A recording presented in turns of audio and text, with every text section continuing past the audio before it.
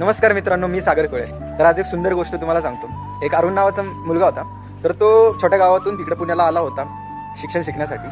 तर शाळा सुटली की तो त्याच्या वडिलांच्या चहाच्या टपरीवर त्यांना मदत करायला जायचा आणि दररोज तो एक वेगवेगळ्या व्यक्तींसोबत इंटरॅक्शन करायचा. तर एक दिवस एक व्यक्ती तिथं आला होता आणि लॅपटॉपवरती काहीतरी काम करत होता.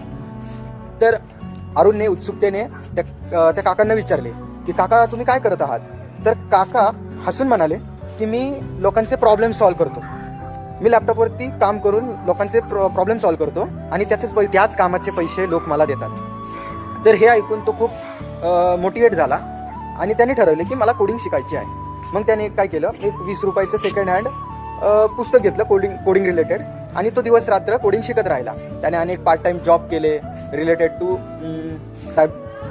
सायबर कॅफेमध्ये जॉब केले, कम्प्युटर दुरुस्तीची कामं केली. मग तो हे शिकत राहिला आणि तेव्हा अनेक लोकांनी त्याच्यावरती टीका केल्या. लोक म्हणायची की काय चहा विकणारा पोरगा कोडिंग शिकतोय. अशा अनेक गोष्टी त्याने ऐकल्या. त्यांनी त्या दुर्लक्ष केल्या. तो शिकत राहिला.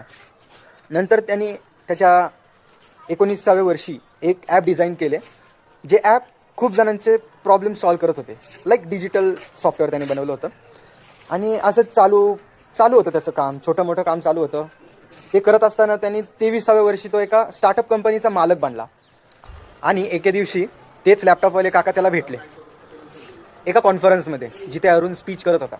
तेव्हा त्या लॅपटॉपवाल्या काकांनी अरुणला म्हणले की आता तू खराच प्रॉब्लेम सॉल्व्हर झालास. तेव्हा अरुणने शांतपणे उत्तर दिले. त्या काकांना तो म्हणाला की काका, मी 20 रुपयाच्या पुस्तकावरती जास्त विश्वास ठेवला आणि जे 2 रुपयाची लोकांची जी मतं होती त्यांना मी दुर्लक्ष केलं. तर एवढंच मित्रांनो. जय हिंद, जय महाराष्ट्र.